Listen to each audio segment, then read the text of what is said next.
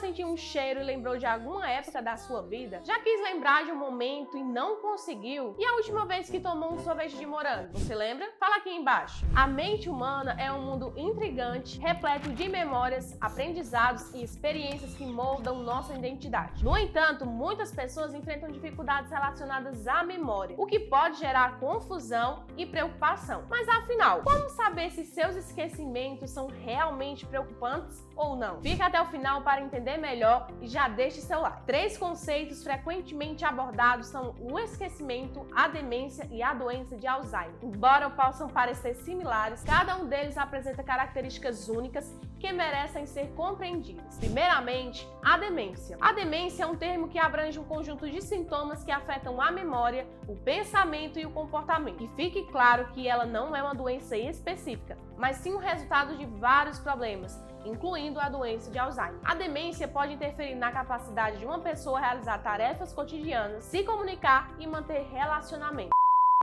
É que eu sofro de perda de memória recente. Perda de memória recente?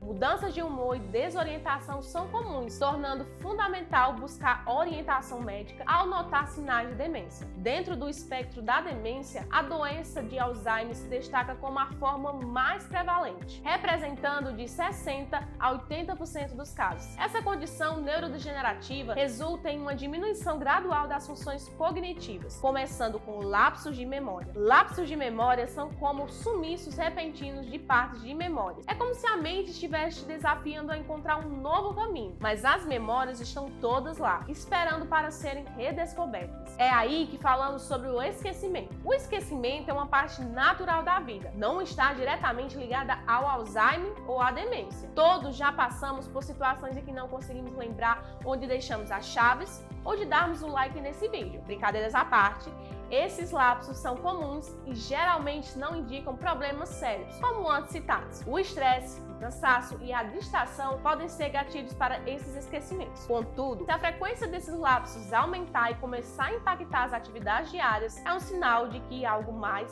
pode estar acontecendo. Voltando para o Alzheimer, à medida que a doença avança, os pacientes podem perder habilidades essenciais para as atividades diárias, como a perda de memória remota, irritabilidade, falhas na linguagem, desorientação temporal e espacial. Ele se caracteriza como um transtorno neurodegenerativo, progressivo e fatal. Após o diagnóstico, a sobrevida média dos afetados varia entre 8 e 10 anos. O quadro clínico é comumente dividido em 4 estágios. O estágio 1, que é o estágio inicial, alterações na memória, personalidade e habilidades visuais e espaciais. Estágio 2, moderado, dificuldade para se comunicar, realizar tarefas diárias e coordenar movimentos, acompanhadas da agitação e insônia. Estágio 3, o estado grave, resistência a realizar tarefas diárias, incontinência urinária e fecal, dificuldades para se alimentar e progressiva deficiência motora. Estágio 4 é o estágio terminal, restrição ao leito, mutismo, dor ao engolir e infecções recorrentes. E como isso acontece? Bem, basicamente quando o processamento de certas proteínas no sistema nervoso central começa a falhar, resultando em fragmentos de proteínas tóxicas